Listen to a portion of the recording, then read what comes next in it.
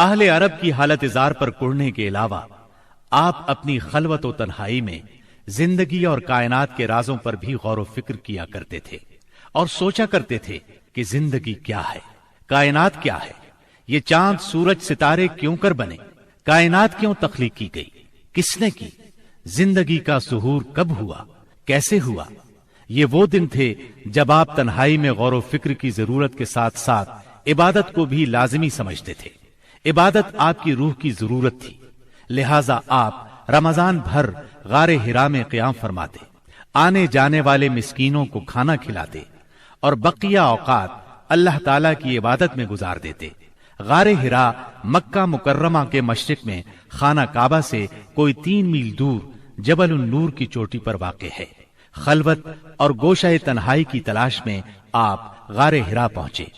یہ چونکہ کعبہ کے سامنے تھا اور وہاں کامل تنہائی اور یکسوئی تھی، اسی لیے آپ کو بہت پسند آیا۔ رمضان کا مہینہ اور پیر کا دن تھا۔ آپ غار حرا کے اندر ذکر الہی اور عبادت میں مشغول تھے کہ یکایک جبریل علیہ السلام نازل ہوئے اور آپ کو وحی اور نبوت سے نوازا۔ سیدہ عائشہ رضی اللہ عنہا فرماتی ہیں، رسول اللہ صلی اللہ علیہ وسلم پر وحی کا آغاز نیند میں اچھے خواب سے ہوا۔ آپ جو خواب دیکھتے وہ سفیدہ سحر کی طرح نمودار ہوتا۔ پھر آپ کو تنہائی پسند آنے لگی، چنانچہ آپ غار حرا میں خلوت فرمانے لگے اور کئی رات گھر آئے بغیر عبادت کرتے اور اس عرصے کے لیے توشہ بھی ساتھ لے جاتے۔ پھر سیدہ خدیجہ رضی اللہ عنہا کے پاس تشریف لاتے اور اتنی مدت کے لیے پھر توشہ لے جاتے، یہاں تک کہ آپ غار حرا میں تھے کہ آپ کے پاس حق آ گیا، یعنی فرشتہ آپ کے پاس آیا اور کہا اقرا، یعنی پڑھیے۔ آپ نے فرمایا میں پڑھنا نہیں جانتا۔ رسول اللہ صلی اللہ علیہ وسلم فرماتے ہیں کہ اس پر اس نے مجھے پکڑ لیا اور اس زور سے دبوچا کہ مجھے چور کر ڈالا، اور پھر مجھے چھوڑ کر کہا اقرا، یعنی پڑھیے۔ میں نے پھر کہا میں پڑھنا نہیں جانتا۔ اس نے پھر مجھے پکڑ کر دبوچا اور چور کر ڈالا، پھر چھوڑ کر کہا اقرا، پڑھیے۔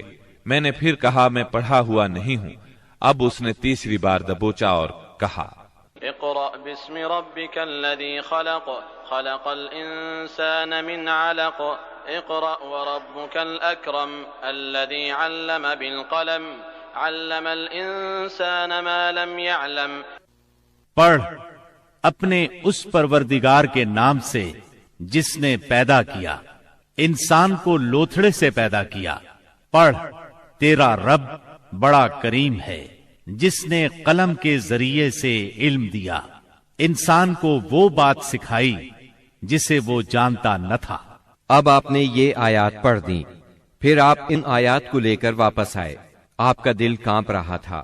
آپ نے سیدہ خدیجہ رضی اللہ عنہا کے پاس پہنچ کر فرمایا مجھے چادر اڑا دو، مجھے چادر اڑا دو۔ انہوں نے چادر اڑا دی، یہاں تک کہ دہشت جاتی رہی۔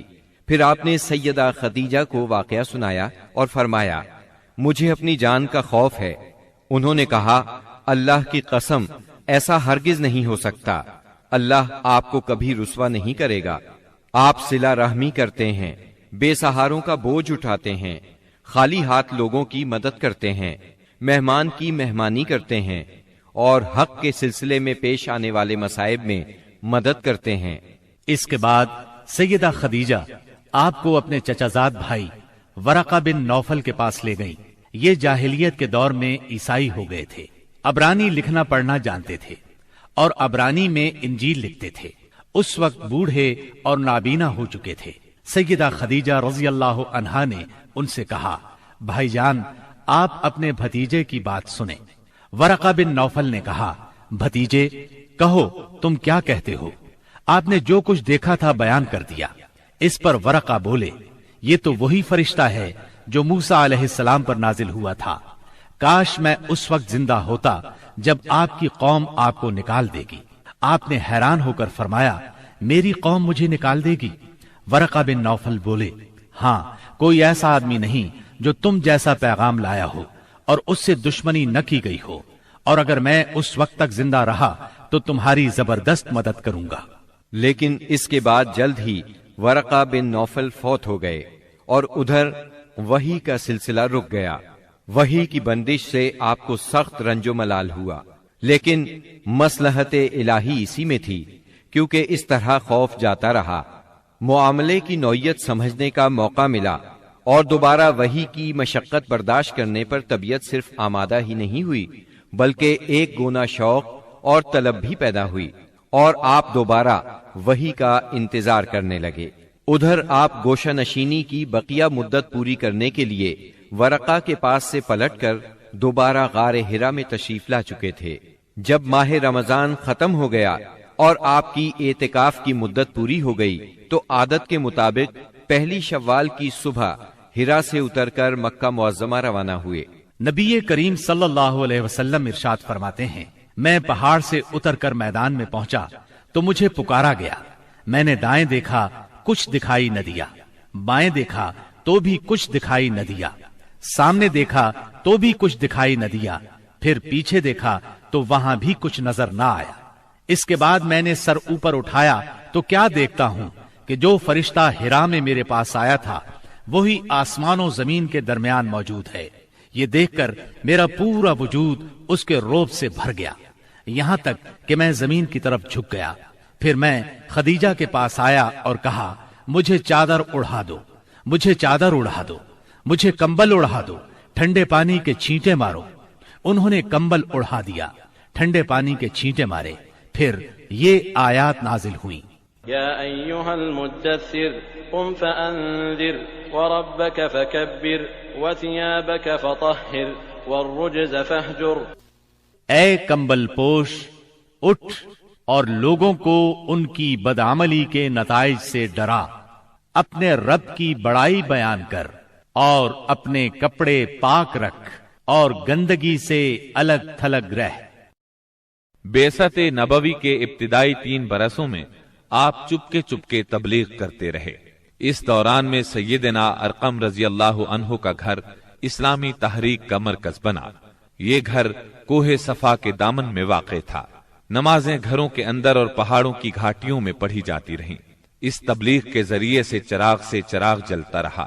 آپ نے سب سے پہلے ان لوگوں کو تبلیغ فرمائی جن کے آپ کے ساتھ تعلقات تھے۔ آپ کو اپنے ان قریبی ساتھیوں کی طرف سے مایوسی کا سامنا نہیں کرنا پڑا۔ عورتوں میں آپ کی زوجہ سیدہ خدیجہ رضی اللہ عنہا، غلاموں میں زید بن حارثہ رضی اللہ عنہ، مردوں میں سیدنا ابو بکر صدیق رضی اللہ عنہ، اور لڑکوں میں سیدنا علی رضی اللہ عنہ نے سب سے پہلے اسلام قبول کیا۔ خفیہ دعوت و تبلیغ کا یہ سلسلہ قریباً 3 سال تک جاری رہا۔ اس عرصے میں جن حضرات نے اسلام قبول کیا ان کے نام یہ ہیں: بلال بن رباح، عثمان بن عفان، زبیر بن عوام، عبد الرحمن بن عوف، طلحہ بن عبید اللہ، سعد بن ابی وقاص، عمرو بن انبسہ، خالد بن سعد بن عاص، عمار بن یاسر، خباب بن ارت، ابو عبیدہ بن جراح، سعید بن زید، جعفر بن ابی طالب، عبداللہ بن مسعود، ابو سلمہ، عثمان بن مظعون، صہیب رومی اور ارقم رضی اللہ عنہم۔ مجموعی طور پر قریباً 40 افراد نے اسلام قبول کیا۔ ان حضرات کو السابقون الاولون کہا گیا۔ اس خاموش تبلیغ کے نتیجے میں 40 افراد نے اسلام قبول کیا۔ اس طرح اسلام کی بنیاد مضبوط ہو گئی۔